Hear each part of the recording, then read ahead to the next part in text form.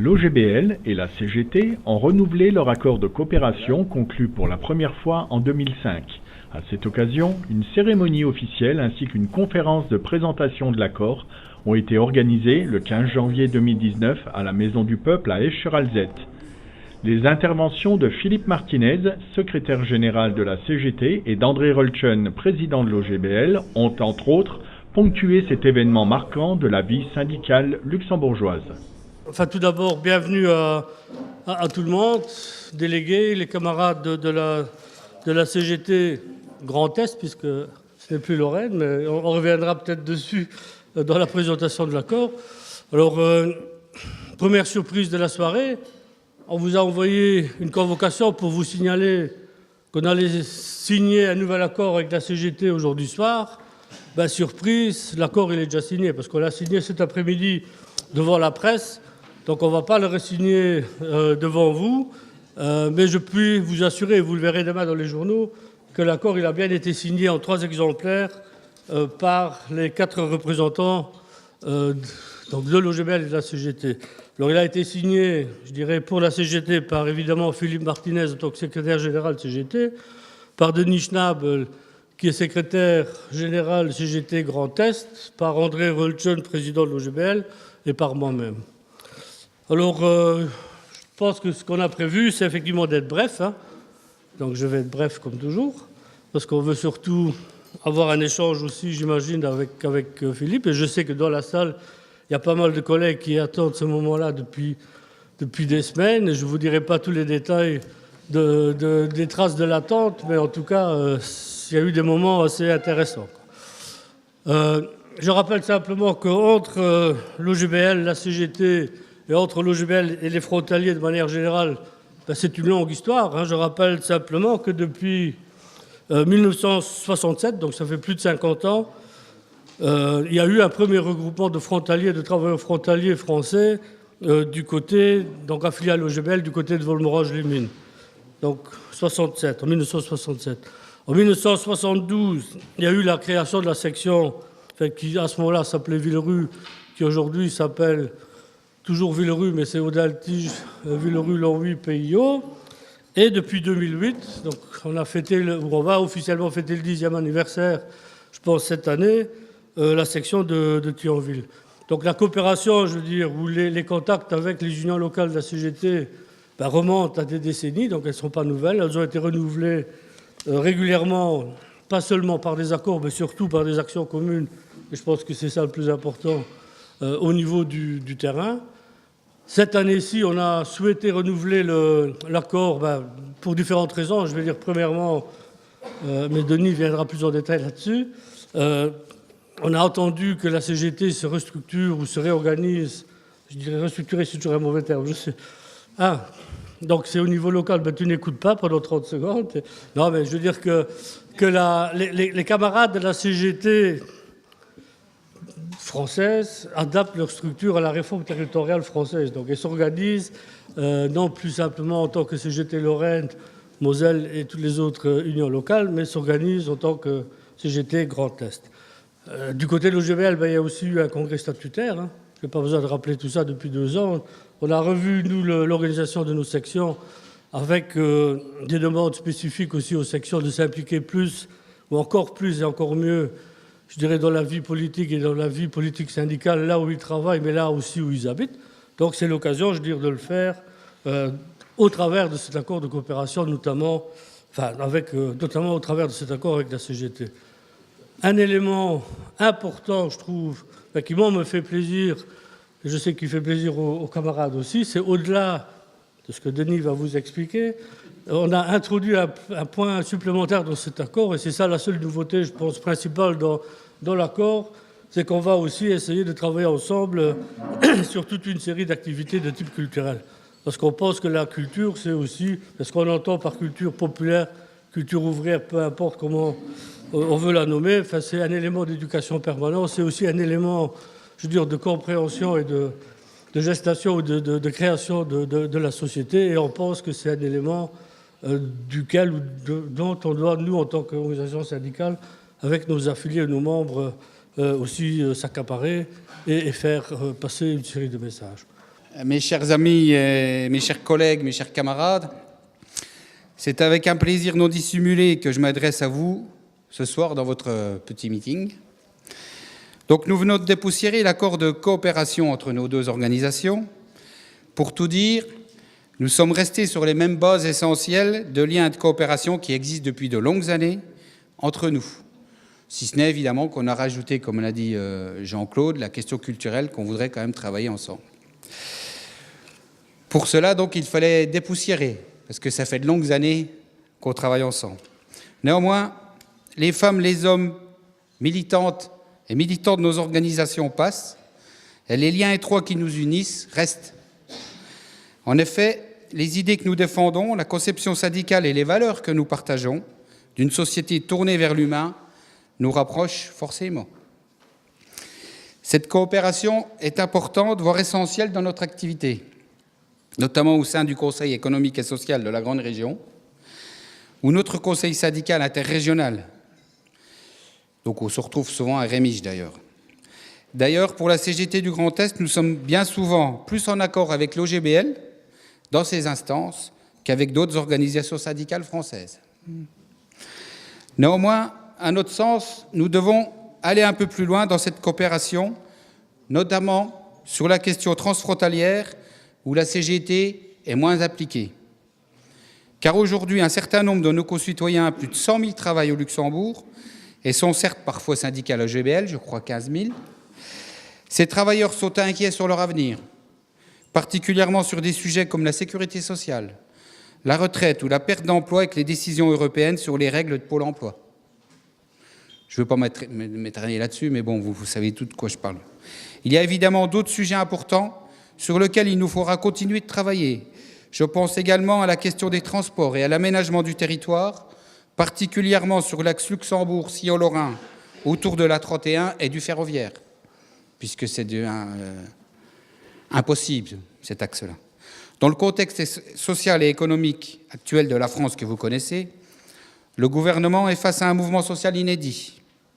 Un mouvement social qui nous interpelle dans sa forme et sur le fond. Je pense que Philippe ira un peu là-dessus, mais néanmoins, ce mouvement a le mérite de remettre quelques vraies questions revendicatives que la CGT porte depuis plusieurs années, notamment sur l'augmentation du SMIC, des salaires, des pensions, des minima sociaux. Il y a bien évidemment bien d'autres sujets revendicatifs à traiter ensemble, mais je vous confie que les militants de la CGT du Grand Est sont plutôt préoccupés par ce que le gouvernement a validé. Je veux parler de la création de la collectivité européenne d'Alsace en 2020. Cette création est loin d'être anodine, car elle entérine le droit à la différenciation et à l'expérimentation. En d'autres termes, cette collectivité assise sur 2 départements n'est pas un département, ni une région, mais a des prérogatives lui permettant de prendre des mesures spécifiques. Tout cela se passe au niveau de Bruxelles, dans un cadre transfrontalier européen, dicté par le couple franco-allemand, qui va d'ailleurs signer un accord le 22 de ce mois-ci. D'ailleurs, un règlement européen, validé en novembre à Bruxelles, sans aucune publicité, on n'a pas entendu parler, permet de mettre en place le long des frontières européennes des zones franches où le droit social et fiscal du pays voisin va pouvoir s'appliquer. Ou pas seulement, des droits spécifiques. Autrement dit, le droit allemand va pouvoir s'appliquer le long de la frontière du Rhin, sur la communauté européenne d'Alsace. Mais pas seulement. Dans toutes les zones transfrontalières européennes. Je vous laisse imaginer le reste. Concernant la frontière franco-luxembourgeoise, je ne pense pas que le droit du Grand-Duché va s'appliquer en France. Sans rentrer dans les détails, je suis convaincu que nous devons travailler ensemble cette question rapidement pour analyser les possibles conséquences pour nos 2 territoires dans un avenir proche. C'est un appel du pied que je te lance, Jean-Claude. Il faut qu'on travaille cette question ensemble. Non, mais c'est vrai, nous avons combattu ensemble le dumping social et la directive Bolkestein. Nous étions en fer de lance. Et ce qui nous attend aujourd'hui avec ce règlement européen est aussi dangereux, mais beaucoup plus insidieux. Voilà, pour finir, je vous souhaite bonne chance. Nous vous apportons tout notre soutien pour vos élections professionnelles qui se profilent. Vive la coopération CGT-OGBL. C'est toujours un plaisir de pouvoir rencontrer des militants, évidemment, dans mon pays, parce que Je pense que c'est important qu'un dirigeant national, il ne devienne pas comme ceux qui nous gouvernent, c'est-à-dire couper des réalités, mais qu'il puisse avoir des arguments qui s'appuient sur la réalité du monde du travail. Et évidemment, il y a besoin aussi d'échanger avec des camarades d'autres pays. Je pense que c'est le sens, en tout cas je suis convaincu que c'est le sens de la signature du renouvellement de l'accord. C'est pas les relations internationales du syndicalisme, c'est pas de la diplomatie, je le dis souvent aux militants de la CGT, il faut que ça soit du concret, c'est-à-dire qu'on signe des accords qui ont du contenu et qui permettent de militer et de revendiquer ensemble. C'est plus que jamais important, hein, ce besoin d'échange et de concrétiser un certain nombre de choses, parce que c'est pas à vous que je vais dire ça. On est quand même confrontés, et les uns et les autres, globalement, à une remise en cause généralisée des droits des travailleurs et des travailleuses.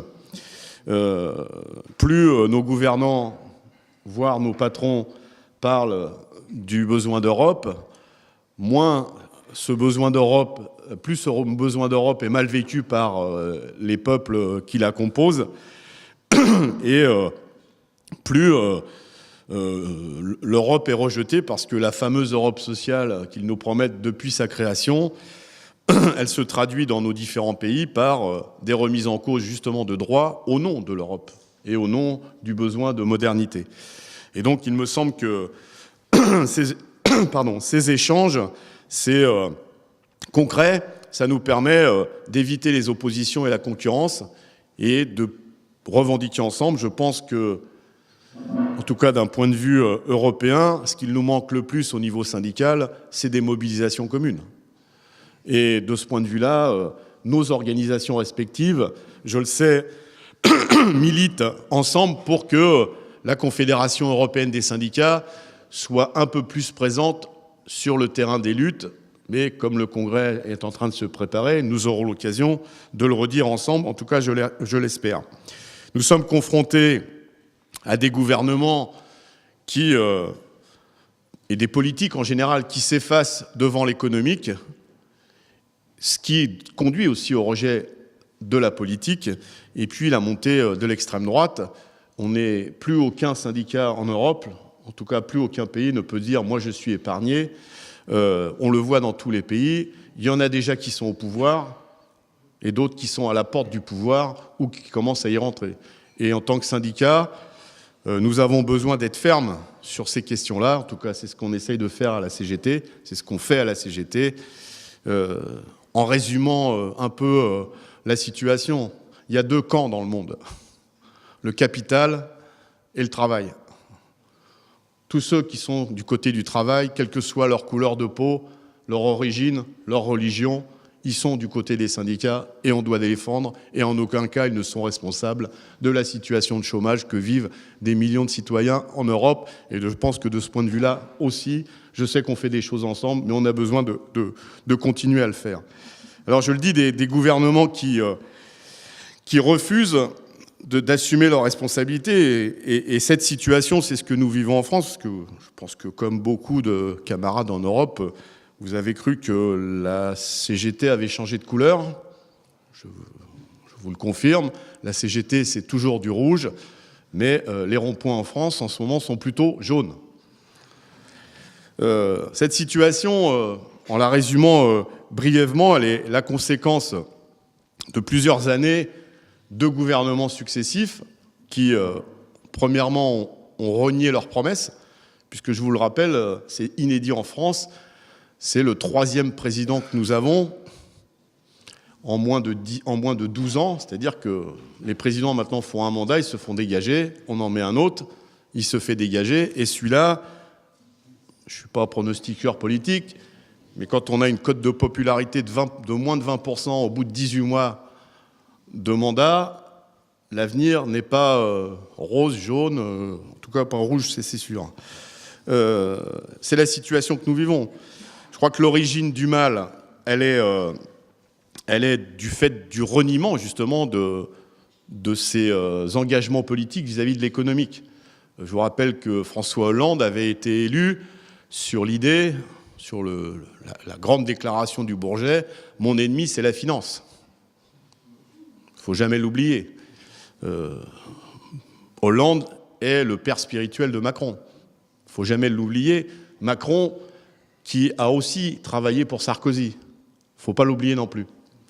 On a eu donc une élection d'un président jeune, très jeune,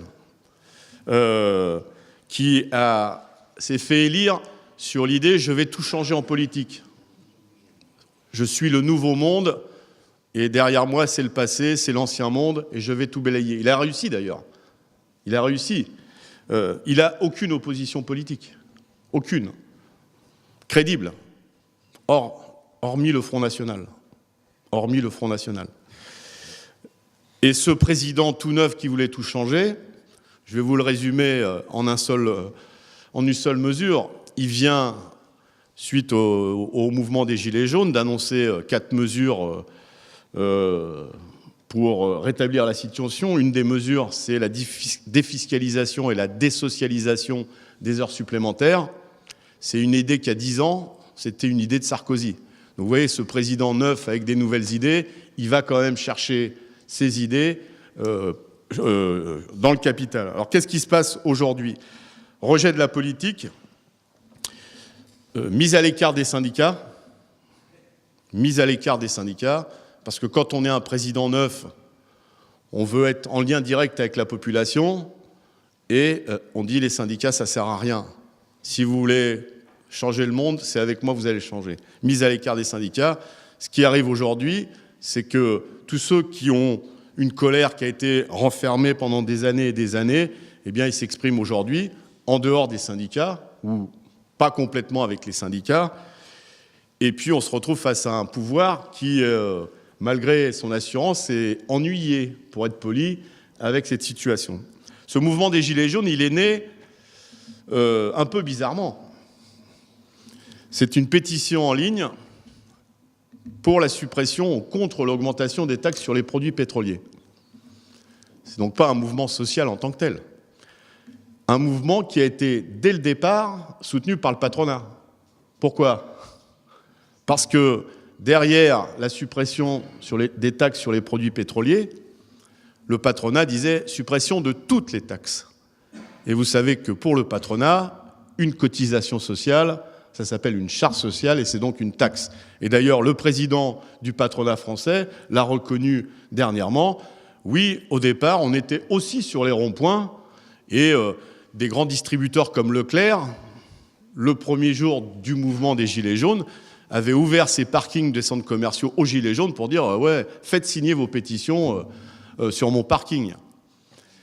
Ce qui s'est passé, et donc la CGT a dit OK pour un mouvement social, mais pas un mouvement social qui fait le jeu du patronat et qui propose la suppression des cotisations sociales.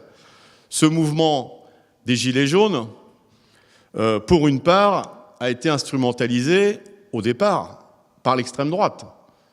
Il est bon de rappeler que des Gilets jaunes ont livré des migrants à la police dans la Somme en disant aux douaniers « vous ne savez pas faire votre boulot, eh ben on le fait à votre place ». Évidemment, la CGT ne peut pas non seulement cautionner de tels agissements, mais elle les combat. Des Gilets jaunes ailleurs ont eu des propos racistes, sexistes, homophobes. Évidemment, la CGT ne peut pas non seulement cautionner de tels agissements, mais elle les combat. Il se trouve que ce mouvement a évolué. Et derrière cette pétition contre les taxes en général, on a vu fleurir des slogans augmentation du SMIC, salaire minimum interprofessionnel dans notre pays. On a vu des banderoles augmentation des salaires. On a vu des banderoles justice fiscale et rétablissement de l'impôt sur la fortune. On a vu des banderoles plus de services publics dans notre pays. Ça, ce sont des revendications sociales. Et donc la position de la CGT, évidemment, elle a été de soutenir ces mots d'ordre. Ce sont les nôtres. Ce sont les nôtres. Et donc, on est aujourd'hui dans un moment où, évidemment, le patronat a dit « ces slogans-là, on n'en veut pas, forcément ». Et donc, ils se sont retirés du mouvement. On est à une période où le gouvernement, un mouvement qui aurait pu être contrôlé, et d'ailleurs, les premiers à avoir lancé, ou certains des premiers qui ont lancé ce mouvement, ont dit, nous on se retire aussi, puisque les mesures annoncées par le gouvernement nous vont bien, ils ont retiré la taxe sur les produits pétroliers. Or, ce mouvement perdure. C'est-à-dire que ce mouvement a évolué, et c'est ce qui fait qu'aujourd'hui, le gouvernement est en difficulté. Ce qu'il est bon de préciser aussi, c'est que ce mouvement est inorganisé. On reproche parfois à la CGT de ne pas vouloir discuter avec les Gilets jaunes, mais moi, à mon niveau, par exemple, avec qui je discute, puisqu'il n'y a pas d'organisation. Et d'ailleurs, ils refusent une organisation. Et en ce moment, d'ailleurs, ils s'engueulent entre eux, parce que dès qu'il y en a un qui parle au nom de tout le monde, d'autres lui disent « mais tu parles pas au nom de nous, puisqu'il n'y a pas d'organisation ». C'est donc très difficile d'avoir un mouvement convergent ou structuré avec la CGT, puisque, par principe, ce mouvement n'est pas organisé. Ce qui n'empêche pas que dans de nombreux départements français, au plus près de leur réalité, des contacts ont lieu et des manifestations communes ont lieu, à une condition, c'est que les rouges gardent leur couleur et défilent à côté des jaunes. Parce que nous tenons, évidemment, à venir dans ces manifestations et dans ces mobilisations avec nos couleurs, et on ne va pas changer de couleur de gilet parce que les circonstances l'imposent, ou certains nous l'imposeraient d'ailleurs. Je disais, le gouvernement a annoncé des mesures. 10 milliards, vous avez certainement entendu parler. Pour mémoire, une lutte qui a fait du bruit aussi dans notre pays, qui était moins populaire dans les médias, c'est celle des cheminots. Au printemps dernier, les cheminots ont obtenu 25 milliards, eux. 25 milliards. Et ça concernait 120 000 salariés en France. Je ferme cette parenthèse. L'idée que la lutte, quand c'est les syndicats qui l'amènent, ils n'obtiennent rien, et quand c'est les autres, ils obtiendraient des choses, il faut nuancer ses propos. 25 milliards, les cheminots. Donc qu'est-ce que c'est que ces 10 milliards gagnés par les Gilets jaunes? C'est pas des milliards gagnés, c'est des rentrées en moins pour l'État, puisque une partie de ces 10 milliards, c'est la suppression de la taxe sur les produits pétroliers, qui devait correspondre à environ 3,5 milliards, donc c'est une rentrée en moins pour le gouvernement. C'est la suppression, enfin le report de l'augmentation de la CSG pour les retraités, donc c'est une rentrée en moins, c'est pas le gouvernement qui a sorti de l'argent, ce qui doit correspondre à 1,5 milliard, donc ça fait déjà 5 milliards de rentrée en moins, puis une anticipation de la prime d'activité, c'est-à-dire quelque chose qui était budgété en 2020 et qu'ils ont avancé à 2019. Donc ce n'est pas une dépense supplémentaire. La seule chose qui va leur coûter de l'argent, c'est les heures, la fameuse idée nouvelle, les heures fiscales, les heures supplémentaires défiscalisées et socialisées. Donc là aussi, il faut nuancer les mesures annoncées par le gouvernement de ce point de vue-là. Par contre, évidemment, peut-être que vous ne l'avez pas noté, mais ils ont essayé d'enfumer tout le monde en disant « nous avons augmenté le SMIC ». La prime d'activité, ce n'est pas une augmentation de salaire. Il est bon de rappeler, d'ailleurs, on essaie de le rappeler aux Gilets jaunes, que les salaires, ceux qui les augmentent, c'est les patrons. Ce n'est pas le gouvernement. Alors la prime d'activité, c'est une aide au bas salaire, mais une prime qui ne compte ni pour la retraite, ni de cotisation pour la sécurité sociale. Là aussi, dans son allocution, le président de la République a dit « le SMIC va augmenter de 100 €. Non, la prime d'activité va passer à 100 €. Mais le SMIC, il a été moins augmenté que le coût de la vie en France, qui est la première fois depuis, je crois, 10 ans, qu'un gouvernement augmente le SMIC moins fort que le niveau d'inflation. Donc, le gouvernement a essayé d'éteindre le feu avec ces mesures. Ça ne marche pas. Et ce qui est intéressant dans ce mouvement des Gilets jaunes, c'est qu'aujourd'hui, c'est un vrai mouvement social avec encore des dérives, avec encore des endroits où, moi j'étais dans la Creuse, je m'en souviens, où un gilet jaune a dit Moi, les gilets rouges, je leur tire dessus. Évidemment, vous voyez qu'on peut, pour faire des convergences avec ce genre de propos, c'est compliqué. Ceci dit, il y a un vrai mouvement social où les revendications, elles restent les mêmes.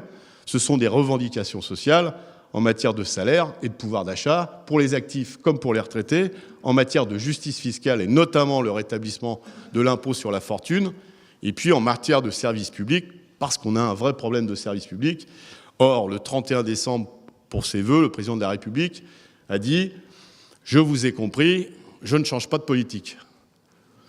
Et c'est ce qui continue aujourd'hui, parce qu'on a à nouveau un superfuge qui arrive, c'est ce fameux grand débat national, où, dans sa lettre aux Français qu'il a envoyée, enfin qu'il n'a pas envoyée, mais qu'il a publiée lundi, c'est le grand débat national, on a le droit de discuter de tout, mais je continuerai à faire ce que je veux. Donc on est face à un président de la République qui est, je le disais à quelques camarades, qui est complètement déconnecté de la réalité de ce que vivent la majorité des citoyens. Complètement.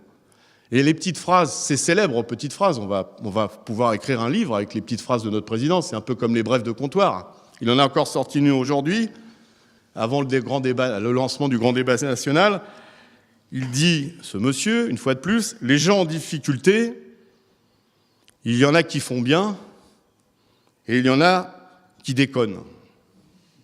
C'est typiquement la façon de penser du président de la République. Vous savez, si vous cherchez du boulot, vous n'avez qu'à traverser la rue. Si vous voulez avoir un costard comme le mien, il faut bosser, etc., etc.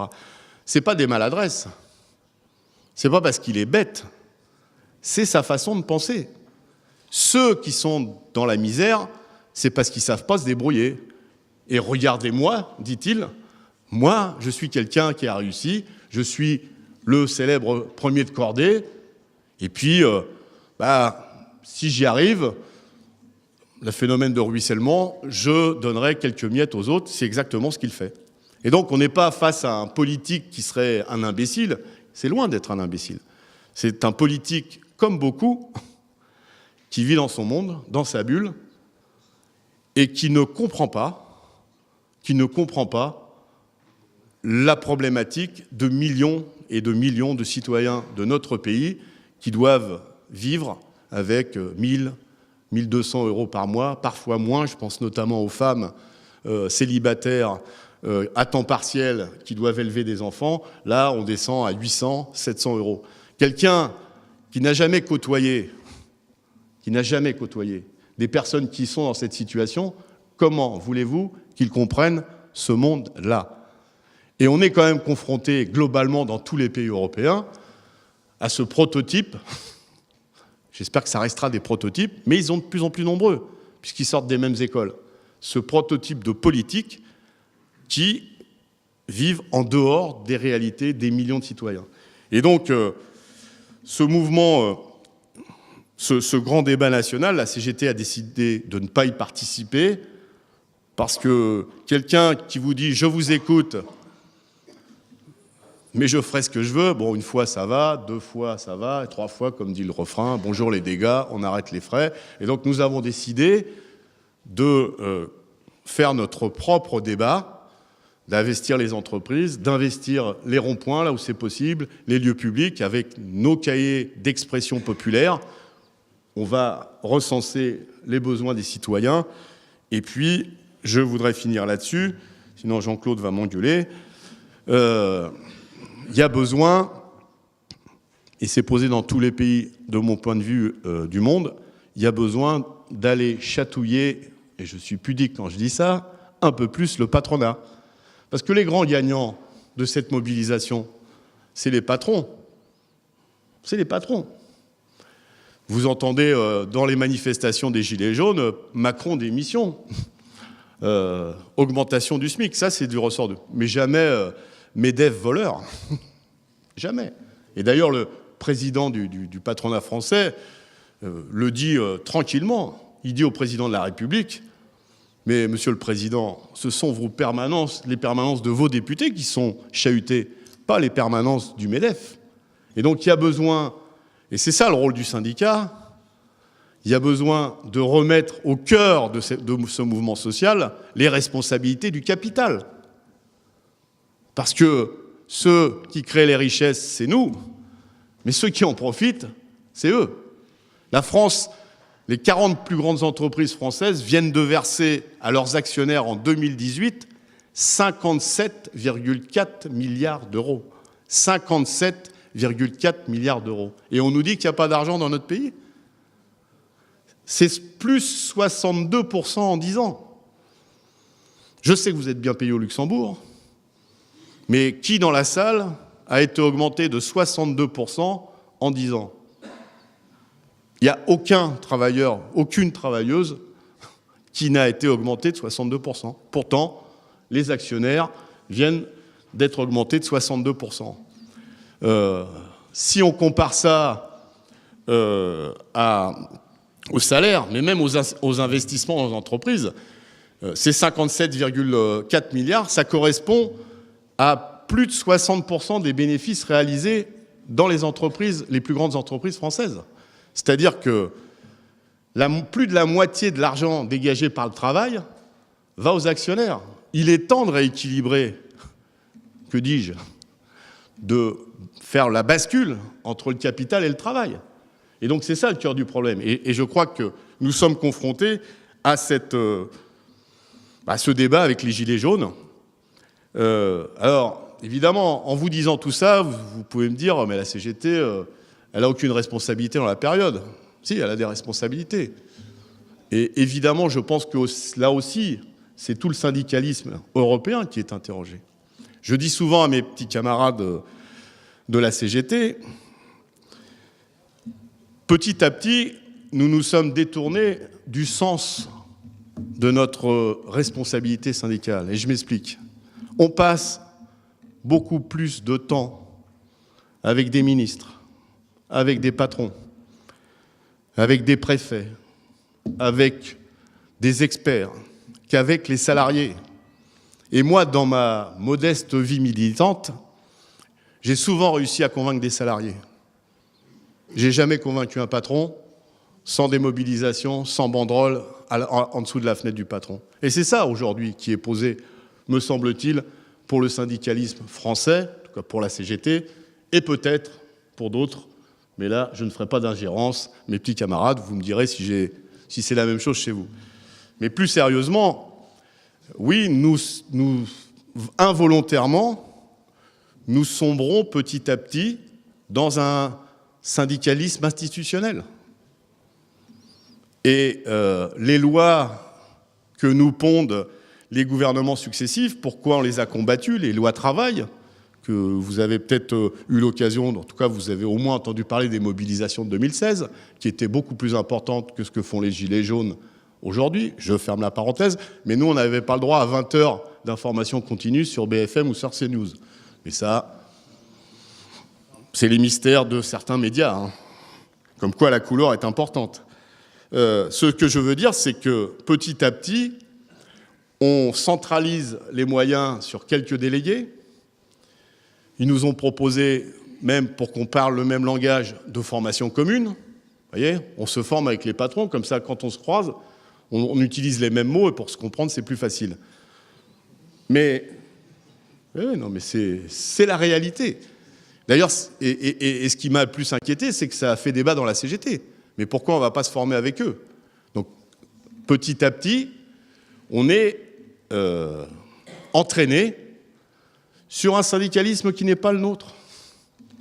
D'autres, en France, j'en connais, considèrent que oui, c'est l'avenir du syndicalisme. Moi, en tout cas, jusqu'à maintenant, il y a un congrès bientôt, peut-être que ça va changer, mais pour l'instant, le syndicalisme CGT, c'est être au cœur du travail, au cœur de l'antagonisme de classe, là où sont les salariés, là où sont les travailleurs, et être à côté d'eux. Et effectivement, on a besoin de prendre la mesure de cette réalité si on veut convaincre. Parce que la majorité des Gilets jaunes, la très grande majorité, n'ont jamais croisé un syndicat de leur vie. Jamais. Les retraités, les privés d'emploi, et puis beaucoup de travailleurs et de travailleuses de petites et moyennes entreprises. c'est pas là où on est le plus implanté. Or, le monde du travail, il est comme ça aujourd'hui. Et donc, si on continue à être fort dans des endroits où il y a de moins en moins de monde et être absent dans des endroits où il y a de plus en plus de monde, eh ben, on peut se faire du mouron pour le syndicalisme. Enfin, en tout cas, je m'en fais pour la CGT. Et ça donne à des mouvements sociaux où le rejet des syndicats, dont vous avez peut-être entendu des témoignages à la télé, c'est pas parce qu'ils nous aiment pas, c'est pas parce qu'ils ne nous connaissent pas. Et donc, la vision qu'ils ont des syndicats, c'est ces feignants, tels qu'on peut l'entendre dans certains médias, qui sont toujours derrière les banderoles, etc., etc. Mais même, puisqu'on a quand même des syndiqués CGT qui sont gilets jaunes, c'est-à-dire qui mettent plutôt un gilet jaune qu'un gilet rouge. Des syndiqués, j'en ai croisé. Qu'est-ce qu'ils m'ont dit? Mais vous, les syndicats dans la boîte, vous êtes là pour aller en réunion avec le patron, mais pas pour organiser la lutte. Donc même les syndiqués, chez nous, commencent à penser ça. Et donc on a besoin de se ressaisir. Alors la situation est grave, mais pas désespérée, comme dirait l'autre, parce que quand on a un problème et qu'on connaît la solution, il faut mettre en œuvre la solution rapidement. Et donc ce mouvement social, moi je le trouve plutôt positif, parce que face à des gens qui nous disent l'avenir c'est l'individualisme, les premiers de cordée, que des gens spontanément se réunissent pour discuter, pour faire de la convivialité, pour se retrouver ensemble. En plus, l'occupation de ronds-points, j'en ai fait quelques-unes dans ma vie, donc ce n'est pas une spécialité des Gilets jaunes. Qu'ils disent faut se mobiliser, c'est quand même plutôt, en termes de perspective d'avenir, plutôt intéressant pour un syndicalisme comme celui de la CGT, syndicalisme de lutte de classe, syndicalisme de masse, syndicalisme de conquête. Et donc, évidemment, nous n'avons pas peur de ce mouvement, contrairement à ce qu'on peut dire. Nous avons évolué avec lui. L'objectif aujourd'hui, c'est que nous soyons maintenant ensemble dans la majorité des endroits. Et nous travaillons donc à une journée de mobilisation interprofessionnelle dans les plus brefs délais, comme il y a une intersyndicale demain. Je ne voudrais pas que mes homologues d'autres syndicats, enfin certains autres syndicats s'offusquent, mais enfin assez rapidement, il va y avoir une journée de grève, parce que, et on va appeler les Gilets jaunes à venir avec nous, parce qu'il faut des mobilisations, je le répète, dans les entreprises. Le samedi, c'est bien, mais la semaine, c'est mieux dans sa boîte.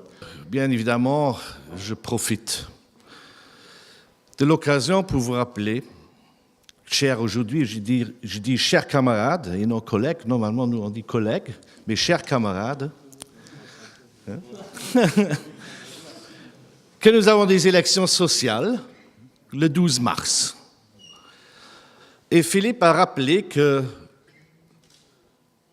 c'est très important pour les syndicats qu'ils ont la force de pouvoir influencer le cours de la politique. On pourrait parler de l'Europe sociale, de la crise en Europe et de beaucoup d'autres choses. Et influencer la politique, ça veut dire, pour nous tous, à l'heure actuelle, en vue des élections sociales, que nous avons la plus grande élection démocratique ici au Luxembourg qui nous attend maintenant. Parce que pour les parlementaires, il y a presque la moitié seulement d'électeurs ici pour les élections parlementaires au Luxembourg, comparé à plus d'un demi-million d'électeurs et d'électrices pour l'élection de la Chambre des salariés du 12 mars. 12 mars, c'est la date de clôture du vote, parce que maintenant, le 21 janvier, commencent à sortir les bulletins de vote. Ils vont vous être envoyés par voie postale. C'est un vote par correspondance, vous le savez.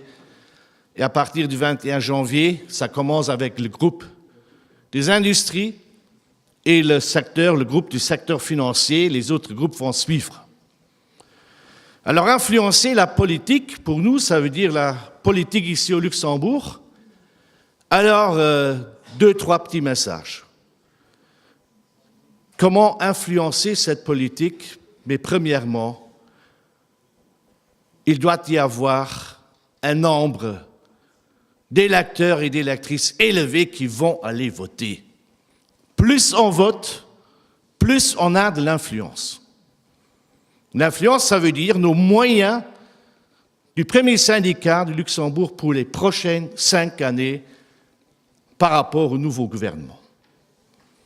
Alors déjà, mobilisez vos collègues de travail, mobilisez vos voisins, vos membres de la famille, tous ceux qui ont le droit de voter maintenant pour cette élection. Deuxième message, je l'ai déjà dit, finalement, c'est avoir de l'influence sur la politique, ça veut dire il faut renforcer le syndicat le plus fort du Luxembourg, et c'est l'OGBL, liste 1.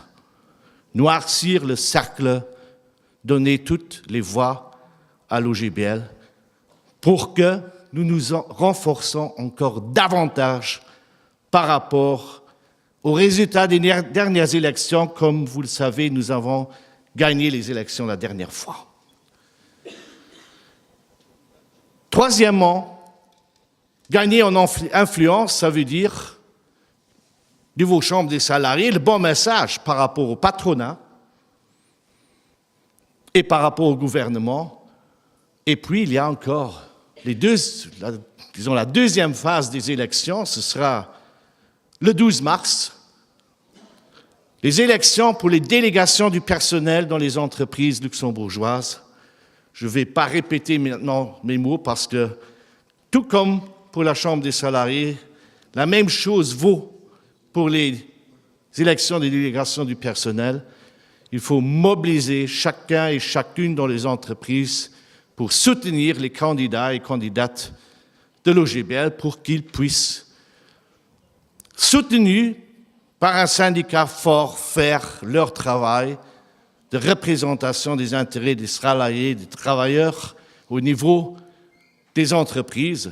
Et vous savez que c'est l'OGBL qui négocie la grande majorité des conventions collectives de travail ici au Luxembourg, et ce sont les commissions tarifaires composées des délégués de l'OGBL qui ont la capacité, la compétence de décision par rapport aux conventions collectives de travail.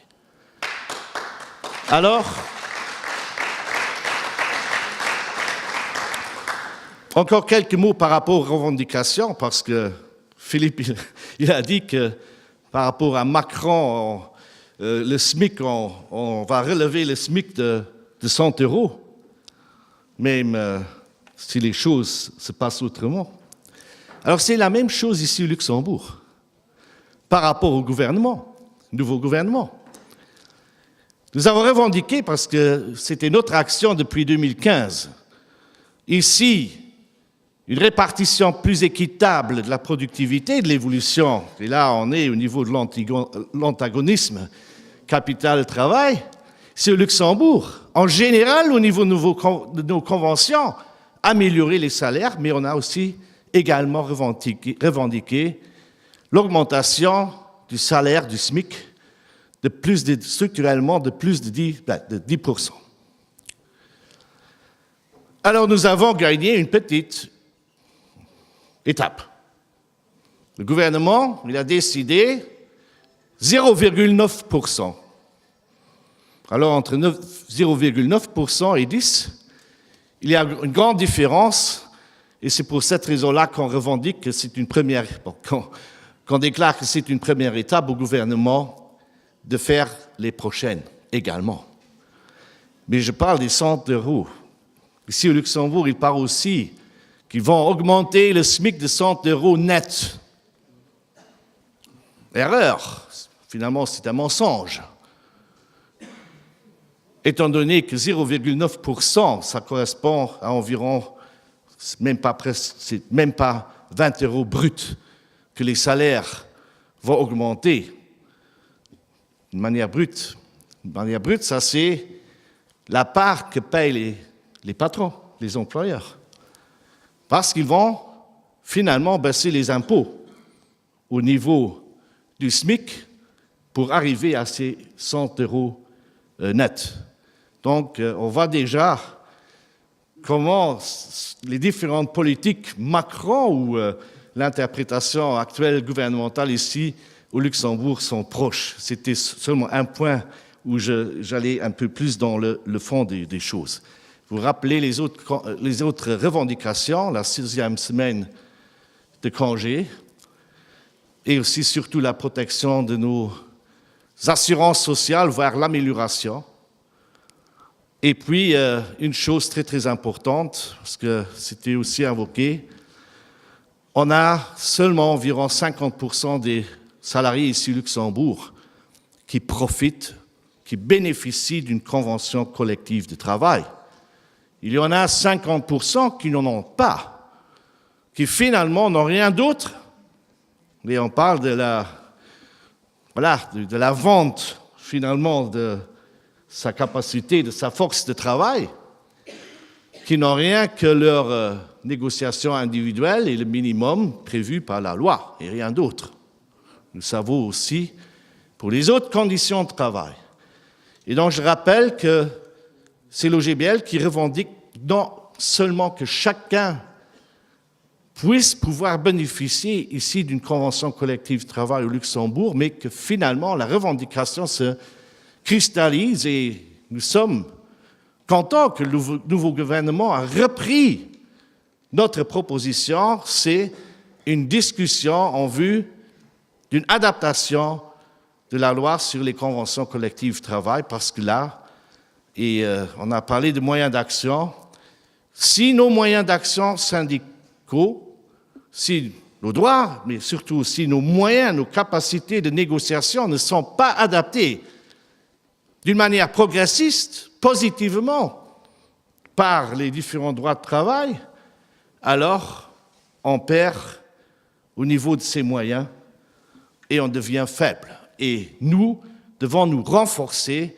en améliorant aussi les lois, conventions collectives de travail, donc sur la négociation, et en améliorant aussi les lois sur la participation active, la cogestion, toutes ces questions-là qui se posent au niveau des entreprises. Encore une fois, mon message, il est clair. Mobilisez vous-même et tous vos collègues de travail pour ces élections, Chambre des salariés, et puis pour les élections des délégations du personnel. Et dans ce contexte, je vous donne une date très très importante, celle du 7 février.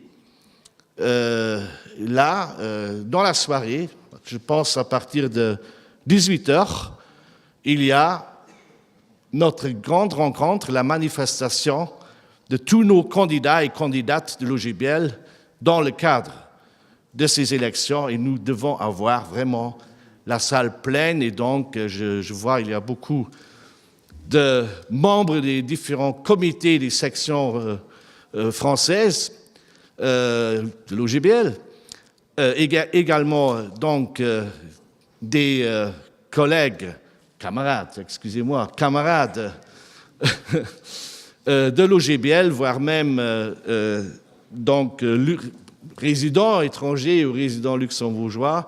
Alors je vous invite vraiment, venez tous mobiliser chacun et chacune pour ce 7 février, parce qu'il nous faut une salle pleine à craquer ce jour-là pour montrer notre force ici au Luxembourg dans le contexte des élections sociales.